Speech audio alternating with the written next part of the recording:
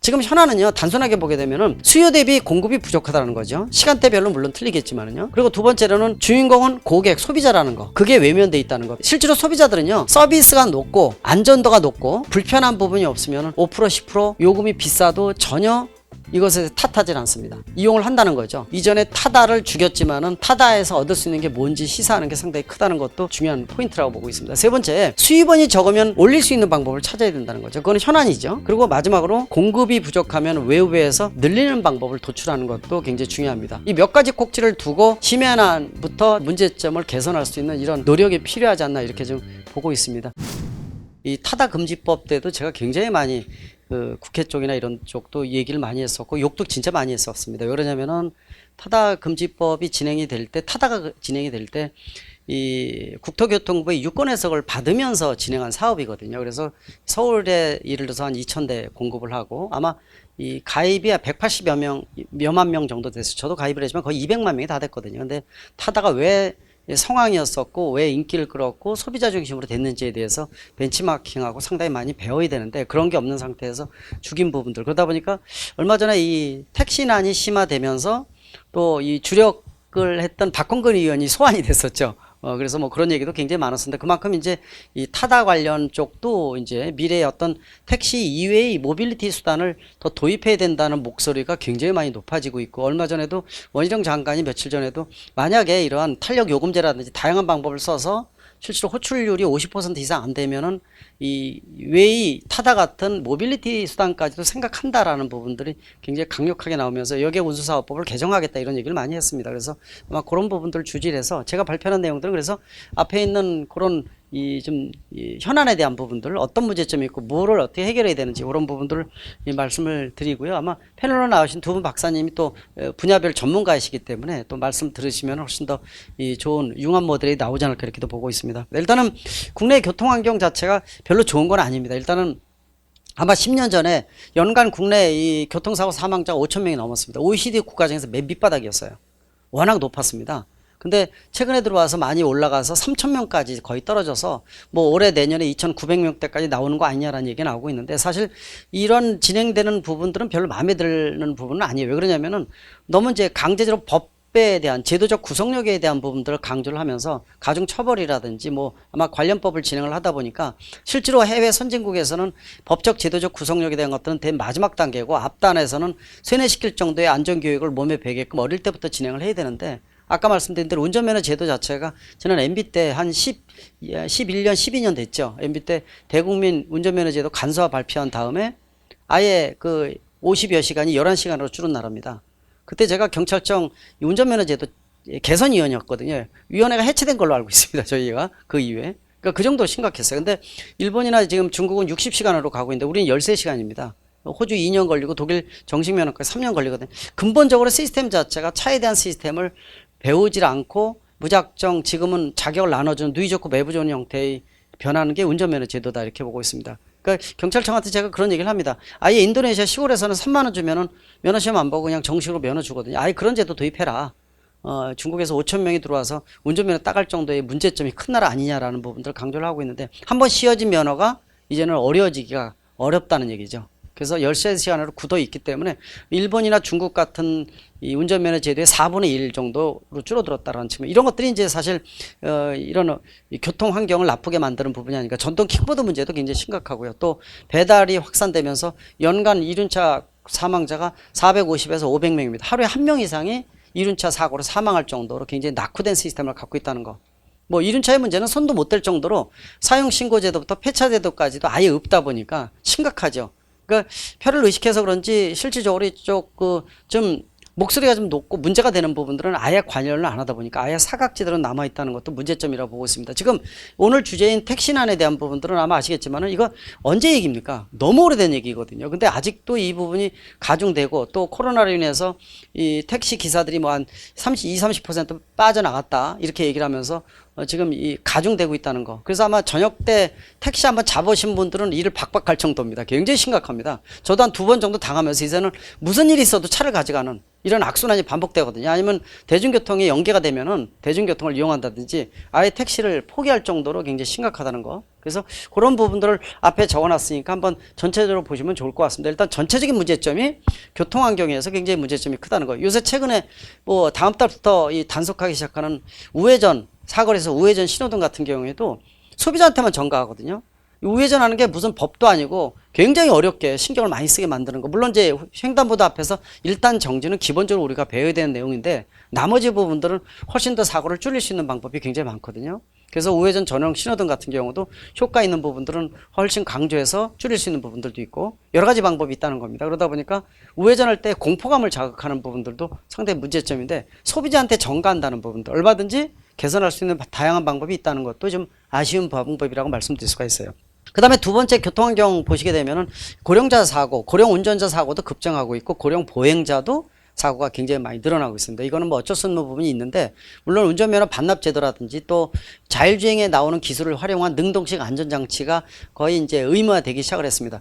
이 며칠 전에 유럽에서 2024년부터 의무화되는 가장 중요한 안전장치 의무화가 에이다스 시스템이 2024년부터 모든 차에는 탑재한다고 그저께 발표를 했어요. 그래서 국내에서도 아마 도입이 될 텐데 뭐 아시겠지만 에이다스 하게 되면은 전방과 측방 이 운전자가 실수하더라도 차가 자동 정지한다든지 핸들을 꺾는다든지 하면서 사고를 미연에 방지해주는 능동식 안전장치입니다. 이런 것들이 들어가면서 이 고령자로 인해서 기기 조정이나 판단 능력이 떨어지는 부분들 이런 것들 좀 방지하면서 사고를 줄일 수 있는 기회가 되지 않을까 이렇게 보고 있습니다. 이 내용은 아마 택시에 대한 내용도 일치가 될 것으로 보고 있습니다. 그 아까도 말씀드리셨겠지만은 이 택시난에서 상당히 70% 이상이 60% 이상이라는 것도 굉장히 고령화되는 것도 굉장히 심각합니다. 택시를 타면은 여러 가지 얘기를 나누는데 보통 보면은 택시하는 기기 조정이나 판단 능력이 떨어질 수밖에 없지 않습니까? 아무리 베테랑 운전이라 하더라도. 그래서 아마 택시를 탈 때 이 상급, 급가소 또 급정지라든지 이런 게 많아지면서 뒤에 탄 사람들이 뭐 여성 같은 데 멀미한다든지 이런 경우도 굉장히 많습니다. 그러다 보니까 뭐 어느 때 보면은 심각하면은 내가 대신 앉아서 운전해주고 싶은 이런 심정도 느낄 정도로 심각한 택시도 많다는 거. 그리고 걸러줄 수 있는 제도도 형식적이라는 거. 아마 아시겠지만은 적성검사 강조됐지만은 걸러지는 사람이 거의 없다는 거, 거의 제로라는 것도 굉장히 심각합니다. 아시겠지만은 뭐 여러 가지 질병을 안고 있는 이런 비율만큼은 떨어뜨려야 되는데 그 비율을 안고 그대로 운전하고 있다는 것도 굉장히 심각한 법입니다. 그래서 고령 운전에 대한 것들은 택시 문제에 있어서도 굉장히 중요한 부분이 아닌가. 일본 같은 경우에는 젊은 층의 택시기사 모집을 하는데 상당히 많이 모집되는 걸로 나오고 있습니다. 근데 이게 보면은 우리나라의 택시 평균 요금의 한 3배 정도를 받더라고요, 일본이. 그래서 근데 좀 아이러니한 게 일본이 한 15년 20년 동안 월급이 거의 동결돼서 지금 현재 보면 평균 임금이 우리나라가 더 많이 받거든요. 전체적으로 거의 뭐 이런 부분들은 훨씬 더 올라갔는데 택시 요금 자체는 거의 일본이 받는 거에 30-40%에 머물러 있다는 거. 이런 부분들은 상당히 좀 우리가 시사하는 부분이 있지 않을까라는 측면에서 최근에 탄력 요금제에 대한 부분들이 요금을 올려야 된다는 논리를 많이 이제 긍정적으로 보는 여러 가지 이유인 것 같습니다. 그래서 아마 그런 부분들을 중점적으로 보시고 그래서 우리나라가 이 택시난뿐만이 아니라 근본적으로 교통 관련 안전 지수 자체가 상대적으로 많이 떨어지고 또 사각지대가 워낙 많다는 거 그리고 위험 요소가 그만큼 많이 있다는 거 그리고 전체적으로 보면은 이 법이나 제도의 강조 또 구속 조항을 강조해서 벌칙 조항을 강화한다든지 이런 부분들이 하나의 흐름이 돼가고 있는데 안전운전 교육이라든지 어릴 때부터의 어떤 습관화된 세뇌에 대한 안전교육은 굉장히 소홀히 되고 있다는 거 이런 것은 아까 말씀드린 운전면허 제도나 이런 것들도 일맥상통하는 부분이 아닌가라는 측면에서 좀 아쉽다고 보고 있어요. 중장기적인 측면에서 좀 보완을 해줘야 되는데 무작정 법과 제도의 강화만으로 줄이는 부분들은 분명히 후진적이고 낙후된 제도라고 분명히 말씀드릴 수가 있습니다.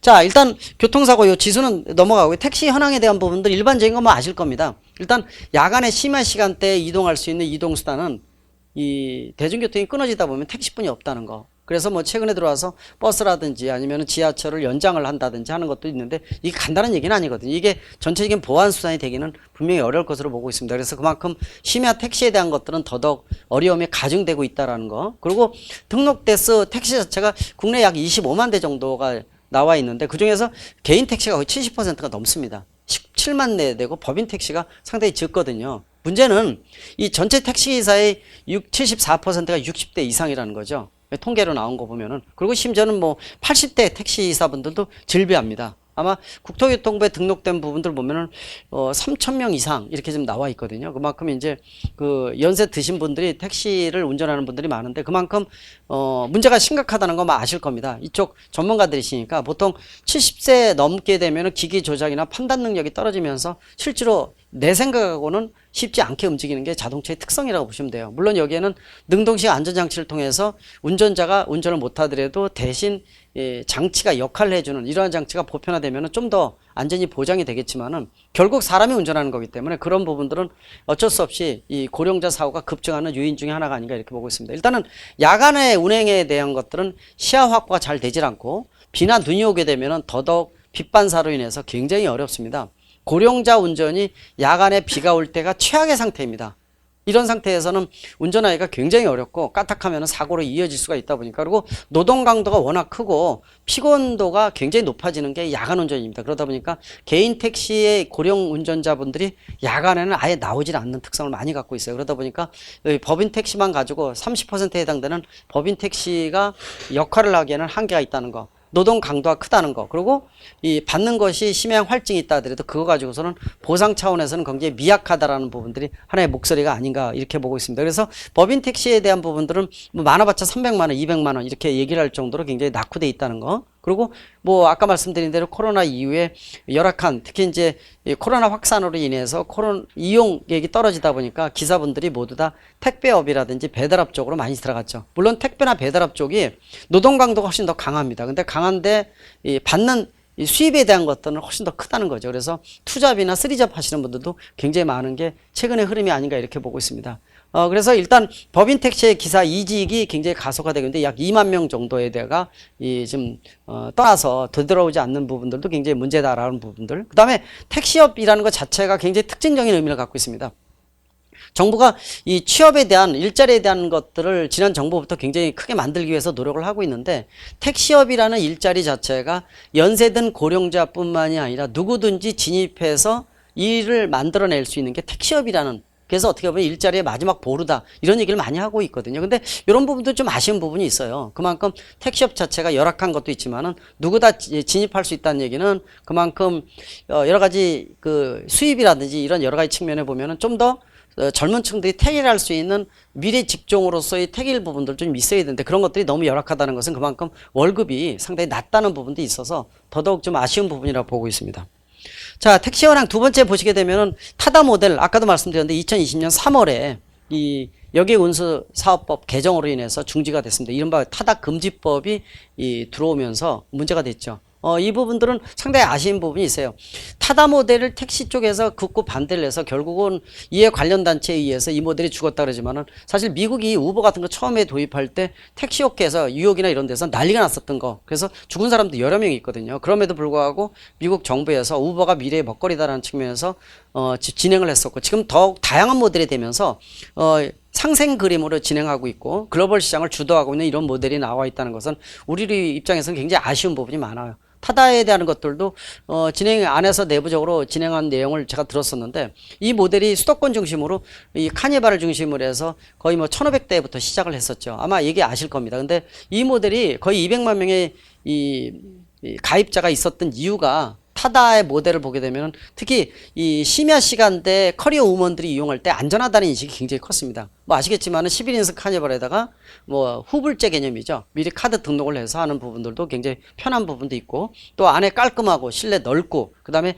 기사가 입증된 기사를 통해서 말도 한마디도 안 걸 정도거든요. 그럴 정도로 깔끔하고 청결하면서도 안전하다는 인식 그러면서도 비용이 비싼데도 불구하고 선풍적인 인기를 끌었습니다.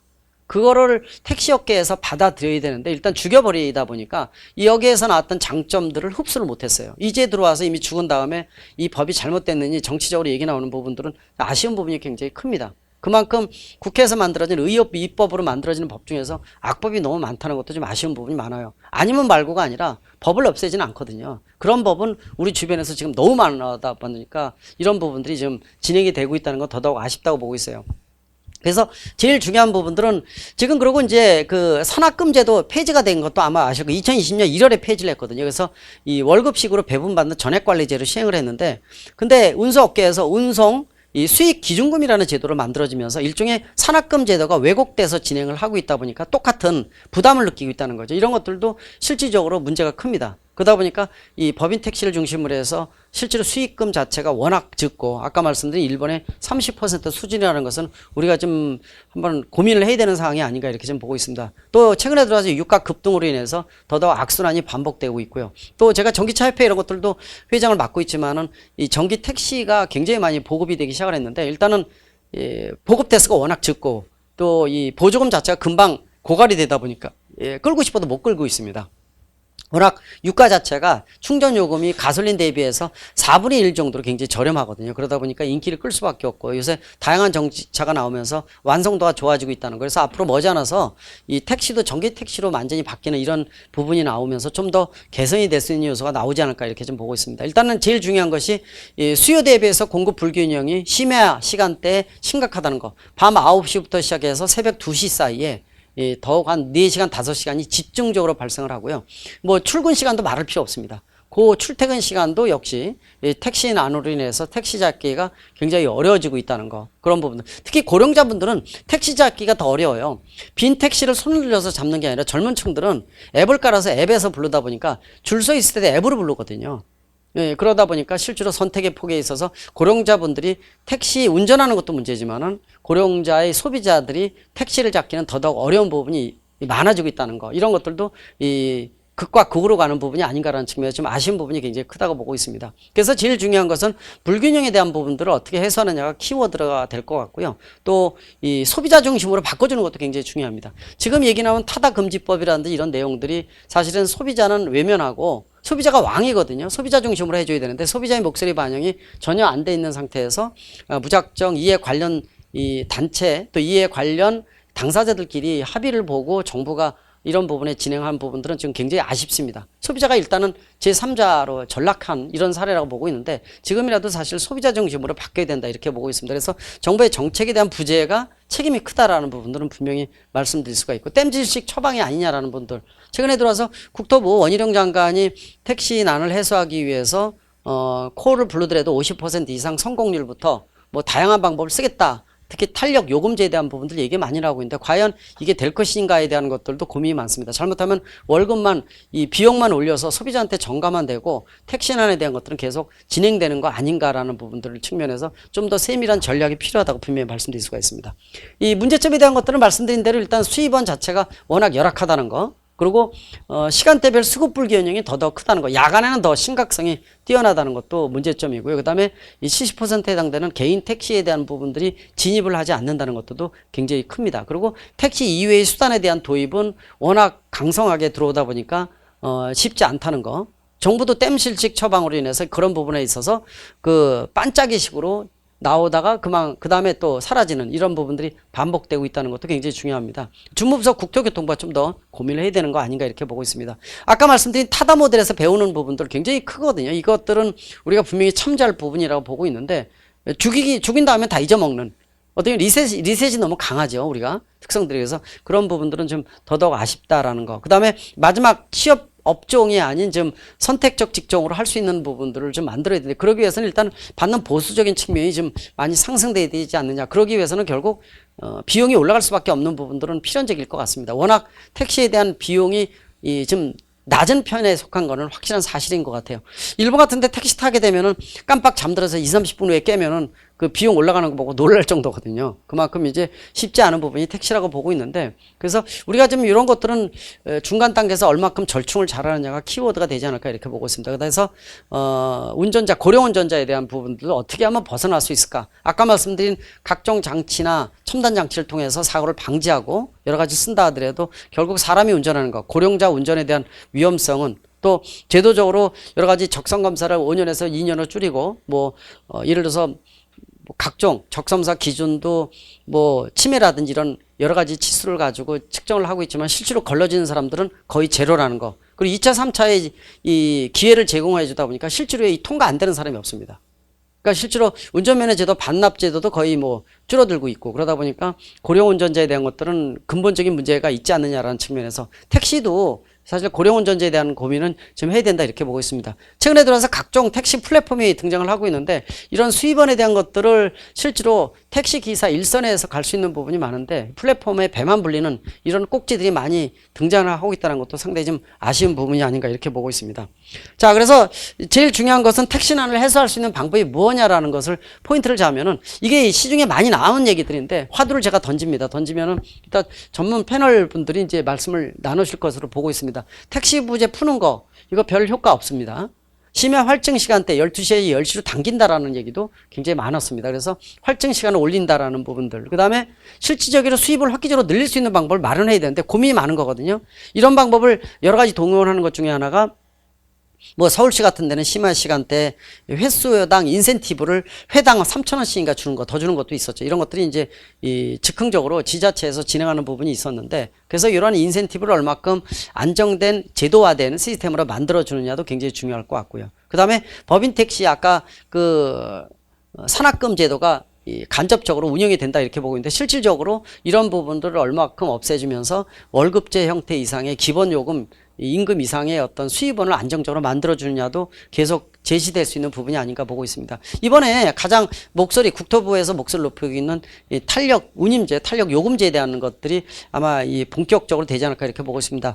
밤 10시부터 새벽 2시까지 4시간 정도를 탄력 요금제를 도입을 해서 시간, 거리 또는 이제 이 뭐 정액제 등 다양한 방법이 나올 수가 있죠. 세분화돼서 시간대로 나눌 수도 있을 것이고요. 그래서 선택폭을 넓히고 심야 시간대 우대 정책을 어떻게 바꿔주느냐 또 비용을 얼마큼 합리적으로 올리느냐도 중요하고요. 또 올렸을 때 이게 전이되는 것도 위험합니다. 예를 들어서 택시 요금이 올라가면은 다른 요금까지 올라갈 수 있는 전파 효과가 생겨서 실제로 그렇지 않아도 지금 소비자 물가가 워낙 높아지고 있는 상태에서 택시 요금이 올라가면은 아마 대중교통 요금부터 이런 다양성 있는 부분들이 올라갈 수 있는 요소를 만드는 거 아니냐라는 우려사항도 크고 실제로 택시난이 해소가 안 되고 소비자한테 요금만 올리는 책임만 전가돼서 올라간 요금 다시 낮출 수는 없거든요.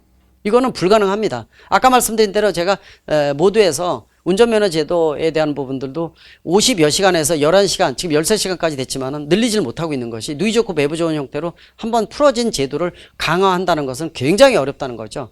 사회적 부정적인 시각도 팽배될 수 있다는 거. 그래서 요금이 한번 올라가면 내릴 수는 없다는 것이죠. 따라서 올릴 때 얼마큼 합리적으로 올려주느냐.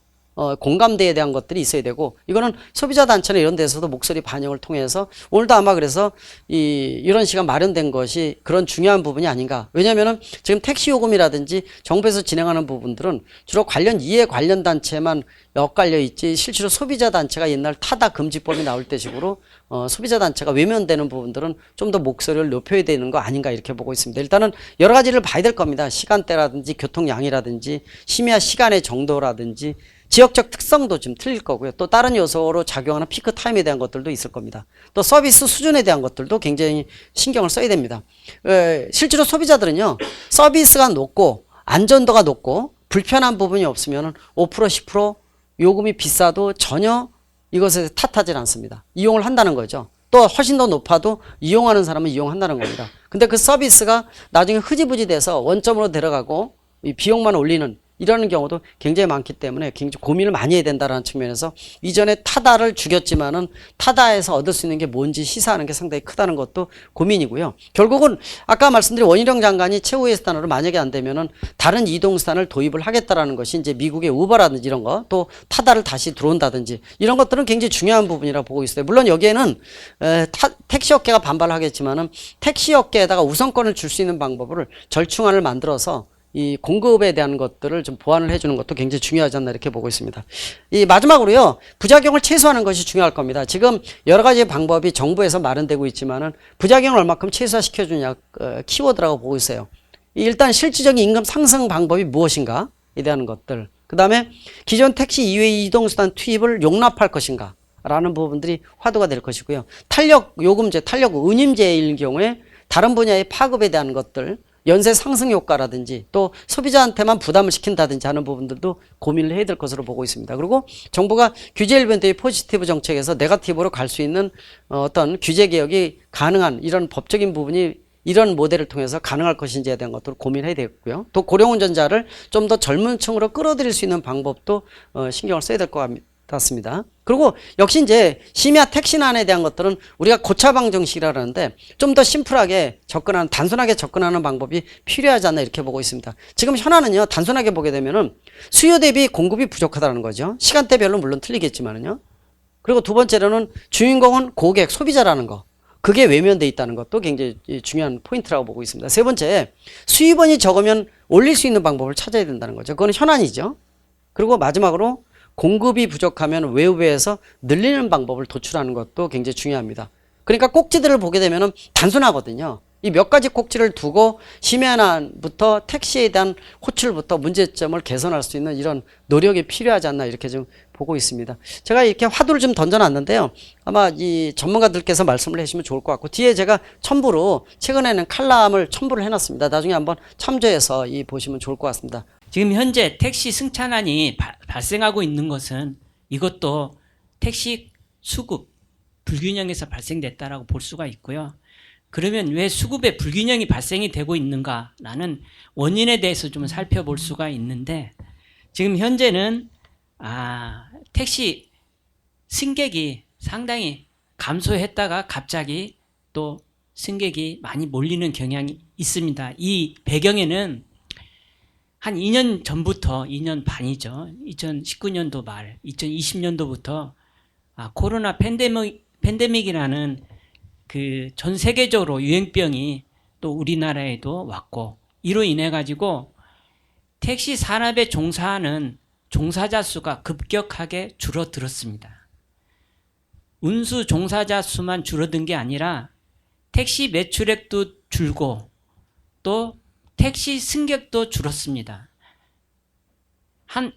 제가 식당을 예를 들어가지고 말씀을 드리자면, 식당에서 일일 판매할 식사를 한 100인분씩을 팔았습니다. 근데 100인분씩 팔았는데 손님이 줄어가지고 50명밖에 안 오는 거예요. 그래서 50명씩 식사를 만들어가지고 팔다가 이제 팬데믹 사태가 완화가 되고 진정이 되고 사회적 거리 두기, 집합금지가 완화가 되면서 이동량이 이제 증가하게 됐습니다. 갑자기 100명의 손님이 몰리니까 50명의 식사를 만드는 식당 주인은 이게 모든 게 음식 자재도 딸리고 일손도 딸리게 됩니다.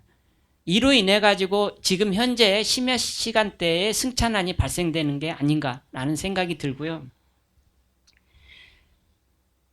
지금 현재 앞에 우리 발제하신 발제문에도 나와 있고, 또 여러분들이 생각하고 또 언론에서도 얘기를 하고 있지만, 지금 현재 택시 이 운수 종사자 수가 경기도에 있어서는 한 20% 이상이 줄었습니다. 그러니까 택시를 운전하실 분들이 없는 거죠. 그러면 이 승차난을 해소하기 위해서는 택시 운전기사분들이 심야 시간에 택시 시장에 나올 수 있도록 하는 유인책이 필요한 것이죠. 그러면 그 유인책이 무엇이냐라고 볼 때 여러 가지 있을 수가 있을 겁니다. 어떤 분들은 뭐 근로환경도 개선해야 하고, 또 탄력 요금제도 도입해야 하고, 또 어떤 경우에는 또 택시에 대한 규제도 풀어야 하고, 여러 가지 의견들이 있을 수가 있는데, 지금 국토교통부에서는 탄력 요금제라는 것을 도입을 검토하고 있습니다. 아마 그 기정사실이 되고 있고요. 그 심야 시간 요금을 10시부터 적용했던 것을 오후 12시부터 심야 요금을 적용했던 것을 이제 10시부터 적용을 하고, 그것도 플랫폼 택시에 한해서 택시 요금을 25%에서 100%까지 이용자들한테 할증을 시키겠다는 것입니다. 이게 상당한 큰 의미가 있습니다. 저는 여러 가지 대안이 있지만 여기에 갖고 있는 큰 의미가 수익자 부담 원칙의 요금 체계를 도입해야 한다는 것입니다. 수익자 부담 원칙의 요금 체계가 도입하지 않으면 택시 산업은 침체될 수밖에 없고, 지금 현재의 택시 문제는 계속될 수밖에 없다라고 보는 겁니다.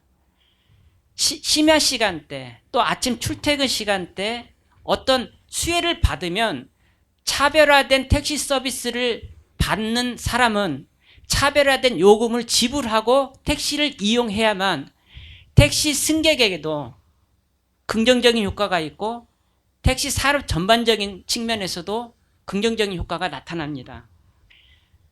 차별화된 요금을 부과하지 않은 채 심야 시간대는 왜 승차난이 발생할까요? 심야 시간대는 대중교통 서비스가 더 이상 제공이 되지 않습니다. 제공되지 않는 시간에 택시가 대중교통을 대변하고 대신 교통 서비스를 제공하고 있는데 택시에 대해서 적정한 수입을 보장해 줄 수 있는 여건을 마련해 주지 않는다면 택시 승차난은 어떠한 공급 체계가 형성된다 하더라도 승차난은 과거와 같이 현재와 같이 앞으로 미래에도 계속적으로 발생될 수밖에 없다라는 말씀을 드리고자 합니다. 이 수익자 부담 원칙이 심야 시간대 택시 승차난을 완화하는 데 다소 도움을 줄 수는 있지만 플랫폼 택시에 한해서 하는 것은 또 문제가 있습니다. 이 플랫폼 택시라고 하는 뒷 배경에는 여객 자동차 플랫폼 가맹 사업자라는 게 있습니다.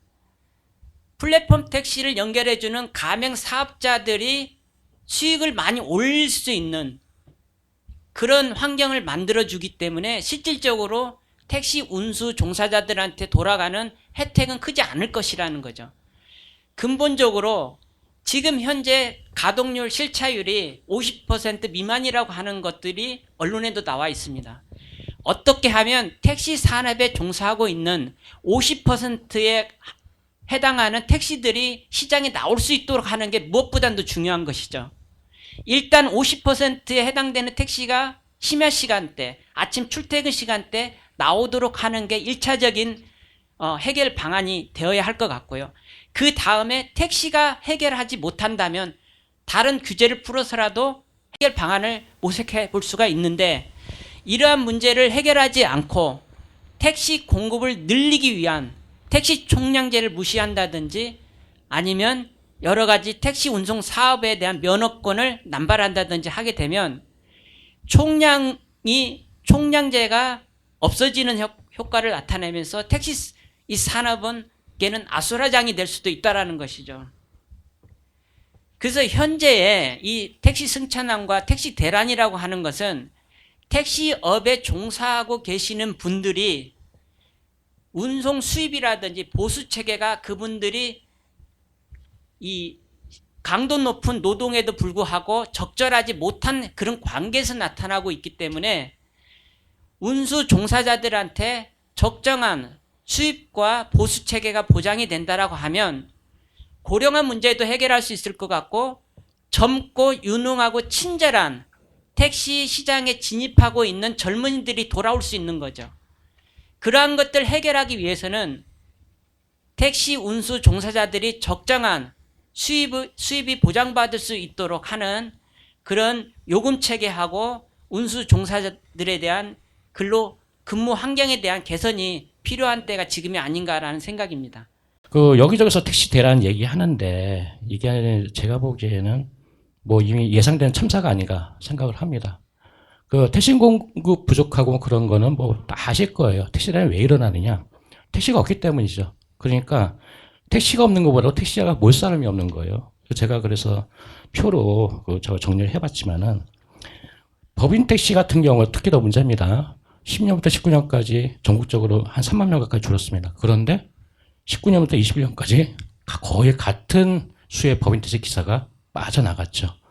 그러니 기사가 없을 수밖에 없는 거고 개인 택시는 아까 발제자분도 말씀 잘 해주셨는데 저녁에 안 나오려고 그럽니다. 그러니까 한창 돈을 벌 시간에 안 나온다는 얘기는 무엇이냐? 뭐 여러 가지 있겠지만은 그 정도로 무리해서 돈 벌기 싫다는 얘기죠. 이미 고령화되었기 때문에. 그래서 뭐 좀 이따 자세히 말씀드리겠지만은 그건 수치로도 증명된 사실입니다. 그래서 저는 이 택시 대란이 아까도 말씀드렸지만 불시에 갑자기 찾아온 게 아니다. 왜냐하면은 운전자의 공급 감소는 계속 지속된 상황이에요. 10년부터 19년까지 그래서 매년 전국적으로 2,000명, 3,000명 빠져나가고 있었고 근데 코로나라는 상황이 겹치니까 갑자기 다 빠져나간 겁니다. 그런 얘기가 되는 거고, 그리고 고령화는 뭐 하루 이틀 진행된 상황이니까 계속 진행돼 왔었죠. 고령화가 굉장히 심각해가지고요. 택시 업계에서는 20, 30대 볼 수가 없습니다. 40대 얼라라고 그럽니다. 20, 30, 40대는 다 빠져나가고 60대는 계속 늘어납니다. 그럼 주축이 누구냐? 50대거든요. 50대 몇 년 전부터 다 빠져나가기 시작했습니다. 꺾였죠, 이제. 거의 60대뿐이 남을 수밖에 없는 거예요. 그러다 보니까 법인 택시의 60대 이상 비율이 전국적으로 50%입니다. 그런데 서울은 또 60%가 넘어요. 그러니까 이게 무엇이냐면은 법인 택시는 없는 정년이 있습니다. 정년이 있으면 웬만하면 나가시라고 그러겠죠. 그런데 기사가 워낙 없다니까 1년만 더 해줄 수 없습니까? 그런 식으로 부탁해가지고 촉탁적으로 계속 남아있는 거예요. 그 법인 택시 굉장히 고용가 심각하다 말씀드릴 수 있는 건데, 그렇다면 그걸 아셔야 됩니다. 왜 운수종사가 감소하냐? 왜 주체적으로? 뭐 앞으로 자율주행차, 그런 산업의 패러다임 그런 게 택시 미래가 없다 그런 것도 있겠지만은 기본적으로요. 자, 먼저 개인 택시. 개인 택시는 그 몇 년 전에 양수 조건이 완화됐습니다. 그래서 예전에는 개인 택시를 양수하기 위해서는 법인 택시 3년 있다가 무사고 자격 갖추고 개인 택시를 양수해야 했습니다. 근데 법이 개정되면서 그런 조건 없어도 돼요. 택시 면허 따고 1년 뒤에 시험 봐가지고 택시 면허 따면은 바로 개인 택시 양수할 수가 있어요. 5년 동안 무사고 운전했으면 4년 자동차를 운행했는지 여부가 상관없습니다. 그때 내세운 게 뭐냐? 젊은 기사층을 유입시킨다 얘기한 거죠. 근데 수입을 보면은 할 수 있는 수준이 아니에요. 뭐냐? 서울 같은 경우는 3부제가 있습니다. 그럼 이빠이 일해가지고 한 달에 일할 수 있는 시간이 20일입니다. 근데 하루에 매출이 보통 얼마 되느냐? 18만 원 정도 됩니다. 그럼 이빠이 일해가지고 한 달에 벌 수 있는 수준이 380만 원이에요. 그럼 나머지 뭐 합니까? 기름값 해야 되는 거죠. 차량 보험료, 감가상각비 지불해야 되는 거죠. 그럼 비용이 한 달에 150만 원 빠져나옵니다. 그러면은 200만 원이에요. 자, 200만 원이라는 소득이 과연 40대, 50대 가장들이 떳떳하게 가져갈 수 있는 돈이냐? 절대 아니라는 거죠. 그럼 어차피 60대 이상 분들이 연금 받는 셈 치고 이럴 수밖에 없는 환경이 돼버렸어요. 그건 개인 택시가 공급이 안 되는 거고. 두 번째는 법인 택시가 열악한 초라고 말씀드릴 수 있는데 꾸준히 열악해 왔죠. 왜? 택시 요금이 인상 안 됐으니까 계속 그 산학금제라는 관행이 있었는데 그걸 개선하고자 20년에 운송소유권 전액관리제 시행했고 21년부터 서울시부터 전체적으로 월급제를 도입했습니다. 그런데 이 산학금제하고 운송소유권 전액관리제의 차이점은 사람들이 거의 몰라요. 거기서 비극이 시작된 거예요. 그게 뭐냐? 산학금제는 회사가 정한 돈을 납입하면은 거기서 고정급을 받아가고 산학금 위에 나머지 매출에서는 기사가 가져가는 겁니다. 그렇죠? 근데 운송소유권 전액관리제는 뭐냐? 그냥 다 납입하고 일정 기준금 이걸 달성했으면은 고정급 가져가고 그 위에 부분에서 회사하고 근로자 6대4, 5대5 나누는 구조입니다. 그러면은 산학금제에서 산학금 수준하고 운송수익금 전액과에서 기준금이나 수준하고 어느 수준이 더 높아야 됩니까? 당연히 산학금 수준이 더 높아야 되는 거죠. 다시 말하면은 운송수익금 전액과에서 실시하면은 그 기준금이라는 걸 대폭 낮춰서야 되는 거예요. 그런데 산학금이 기준금을 재탄생해 버렸으니까 처우가 좋아질 일이 있겠습니까? 더더구나 매출까지 팍 줄어버렸네. 그러니까 기사들이 떠나는 거예요. 내가 이거 하느니 차라리 재난지원금 5천을 받았는데 그거 받는 게 더 낫겠다. 내가 왜 고생하느냐. 그러니까 기사들이 떠나갑니다. 그러니까 운송수익권 전에까지 실시했다고 해놓고 이상한 형태, 펌프적으로 실시되다 보니까 기사 떠날 수밖에 없는 거고. 그래서 저는 이 근본적인 원인은 뭐냐? 요금 규제라고 생각합니다. 이게 절대적인 거예요. 그래서 제가 여러분 잘 아실지 모르겠지만 그 택시 기사분들의 법인 택시 기사분들의 그 월급은요 최저임금 수준이에요. 예?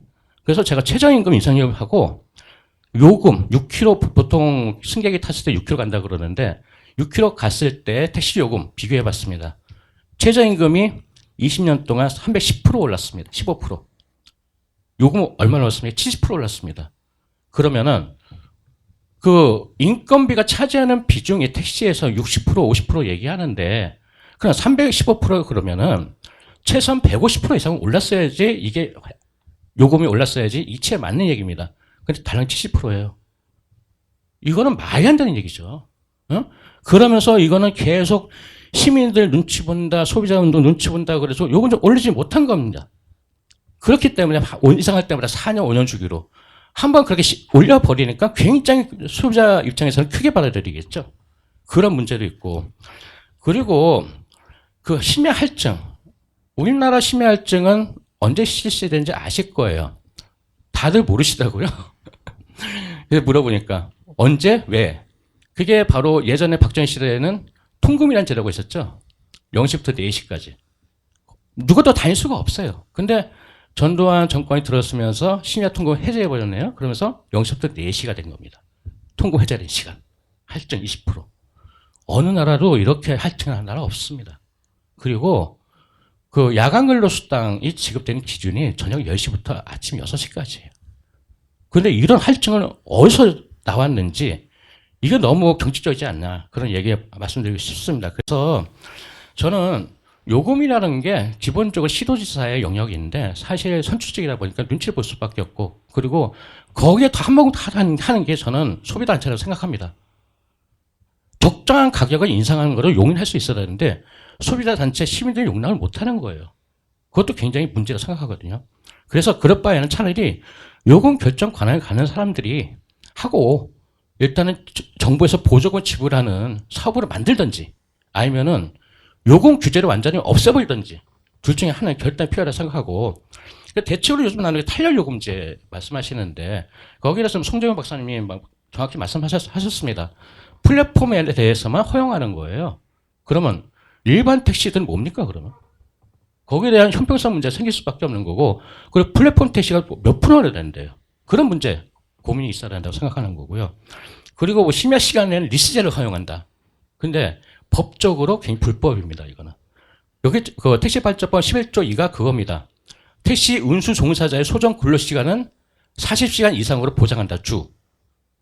이게 엄청나게 근로자들이 어떻게 보면은 그 장시간 노동 그러면서 그냥 편법적인 소정 근로가 축소에 시달리다 보니까 정부에서 일부러 이 법안을 만든 거예요.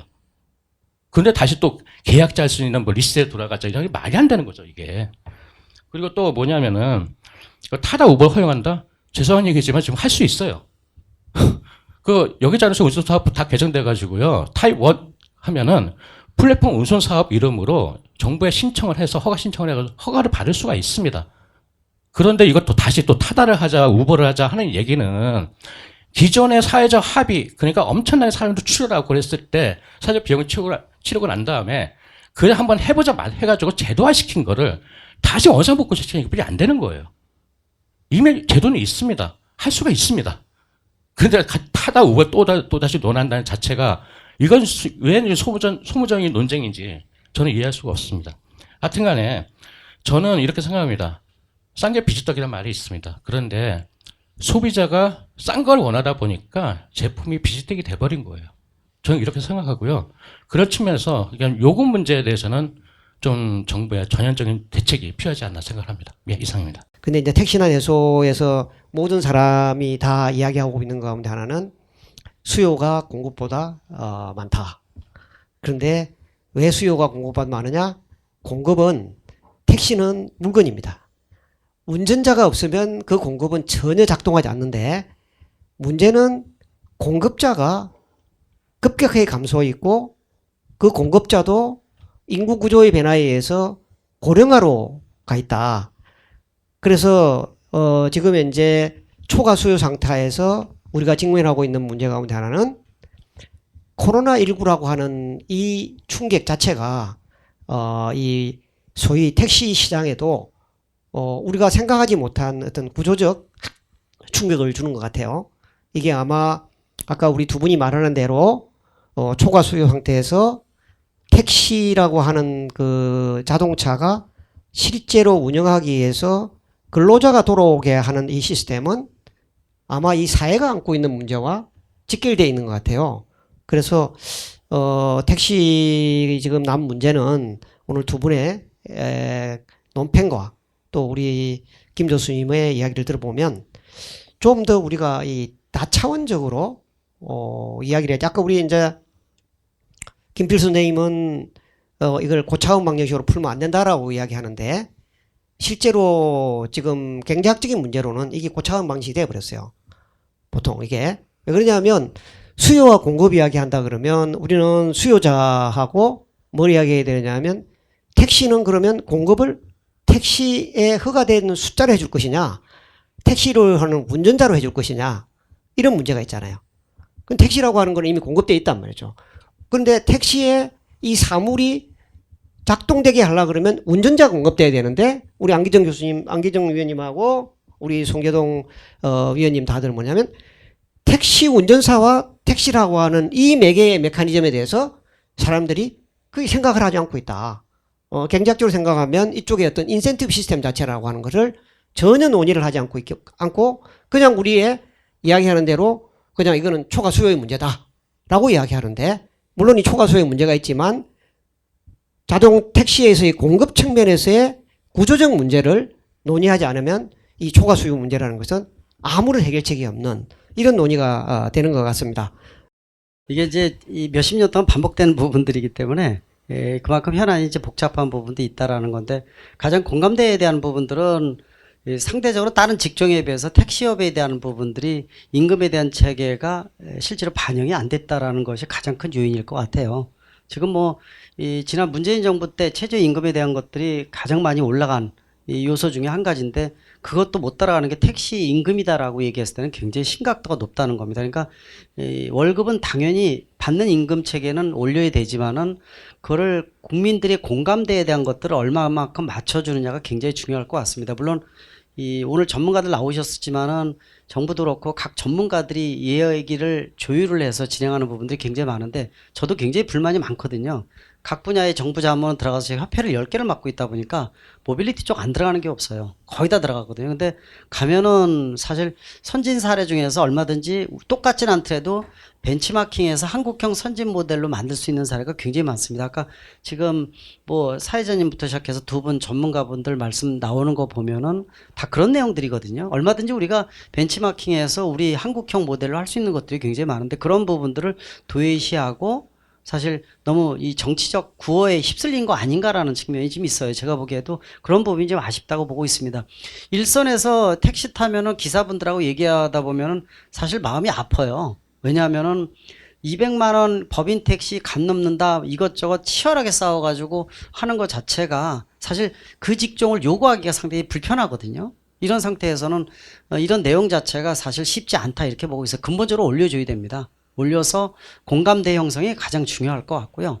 올린 다음에 뭐 자연스럽게 서비스도 나오는 거고, 또 아까 말씀하신 내용 중에서 가장 공감이 되는 내용이 뭐냐면은 필요할 때 대중교통이 있고 필요 없을 때 대중교통에서 빼버려요, 택시를. 규제를 넣을 때는 대중교통 이런 속에 집어넣고요. 또 혜택을 줘야 될 때는 아니라고 얘기하는 거예요. 그 제가 딱 말씀드리면서 무슨 느낌이 드냐면은, 제가 이제 대학에 있다 보니까 아마 이 교수님도 마찬가지시겠지만은 민간 교원이잖아요.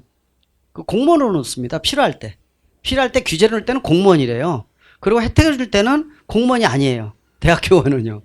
똑같거든요. 사립교원은 해당이 안 돼요. 뭐 김영란법도 마찬가지죠. 되게 웃기는 법들이 많은 거예요. 그러니까 택시도 그래요. 보면은 이게 과연 대중교통인지 아닌지를 모르겠어요. 하도 정부에서 왔다 갔다 시키다 보니까. 만약에 대중교통이 아니면은 정부가 규제를 놓으면 안 됩니다.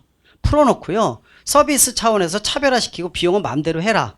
사실 차별화시키면은 얼마든지 좋은 게 나오거든요. 아마 이 굳이 아까 제가 타다 예를 말씀드린 이유는 타다의 장점을 따서 어깨에다가 넣으라는 거예요. 그러니까 뭐냐면은 택시 업계에서도 예를 들어서 어떤 택시, 일본의 MK 택시 같은 거 워낙 유명하잖아요. 비용을 지금보다도 50% 높게 받는 대신 서비스를 완전히 틀리게 만든다. 할 수 있을 겁니다. 이런 모델이 나올 수 있게끔 유연성을 줘야 되는 게 정부의 입장이 아니고 정부의 역할이다 이렇게 보고 있는데, 정부는 규제를 하려고 그러고 월급도 예를 들어서 이 택시 비용도 규제를 하면서 서비스 개선을 요구를 하고 있고, 이런 부분들은 사실 앞뒤가 안 맞는 논리거든요. 그래서 아마 오늘 말씀 내용 중에서 가장 중요한 것이 근본적인 요금 체계를 올려놓고 얘기하라가 가장 중요한 것 같아요. 그래야지만 지금 이런 근본적인 문제가 해결되는 거지, 그런 측면에서 상당히 좀 정부가 좀 더 고민을 해야 되지 않느냐, 즉흥적으로 좀 생각하지 말고 긴 시각으로 얼마든지 외국의 좋은 사례들을 벤치마킹해서 우리 한국형 모델을 할 수 있는 기회는 많다는 거, 그런 측면에서 가장 중요한 포인트는 오늘 제가 딱 결론 지어서 딱 한마디 말씀드리는 거는 임금이 올라야 된다. 그리고 너무 이 택시 요금이 낮다. 그리고 그 혜택은 택시 기사분들에게 갈 수 있는 어떤 제도적 부분들이 좀 필요하다. 저는 항상 강조하는 게 이런 거 보면은 다른 분야도 그렇고요. 플랫폼 사업이 배만 불리는 경우가 굉장히 많거든요. 혜택이 안 간다는 겁니다. 그래서 그런 부분을 갖는 이런 베이스를 시작을 하게 되면은 해결 방법이 나오지 않을까 이렇게 긍정적으로 생각합니다. 이상입니다. 제가 아까 웃었는데 이게 보세요. 제가 택시는 중공무원 썼거든요. 중공무원. 중공무원이 뭐냐? 좋은 거는 공무원이 아니에요. 연금이나 그런 거죠.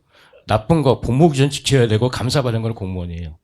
그래서 택시 똑같은 것 같아요. 보조는 없으면서 규제는 다 대중교통 준하는 규제해버리니까 그 말씀 하시니까 제가 웃겨가지고 안 그래도 써놨는데 말하려고. 그리고 이 탄력 그 할증 말씀은 정확히 할증이 아니죠. 탄력 요금제죠. 국토부 한다는 거는. 근데 지금 현재 그 대상은 두 가지뿐이 없어요. 그게 뭐냐면 타입 2, 타입 3인데 타입 2는 플랫폼 가맹 사업, 그 타입 3는 플랫폼 중개 사업, 뭐 카카오티, 뭐 우티 그런 거죠. 그런데 가맹 사업에서는 지금 현재 그 수수료율이 정해져 있습니다. 그러니까 카카오가 자기 가맹 사업자들 20% 수수료를 띄겠다, 공정거래위원회에 신고한 거고, 그리고 제휴계약 맺어가지고 활동 명목으로 16.7%를 돌려줘요. 그러니까 3.3%는 정해져 있는 거예요. 그래서 매출이 2만 원에서 4만 원 냈다 그러면은 뛰어간 몫이 그만 커진 것 뿐이지 그거 가는 건 똑같다 말씀드리고 싶고요.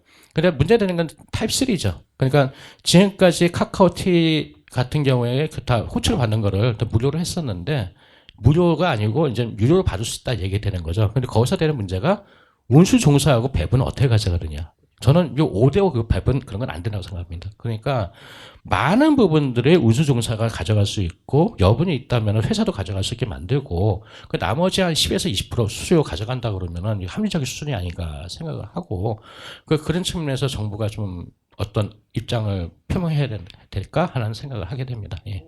대중교통 수단이라고 하면 전철이나 지하철, 버스라고 할 수 있겠죠.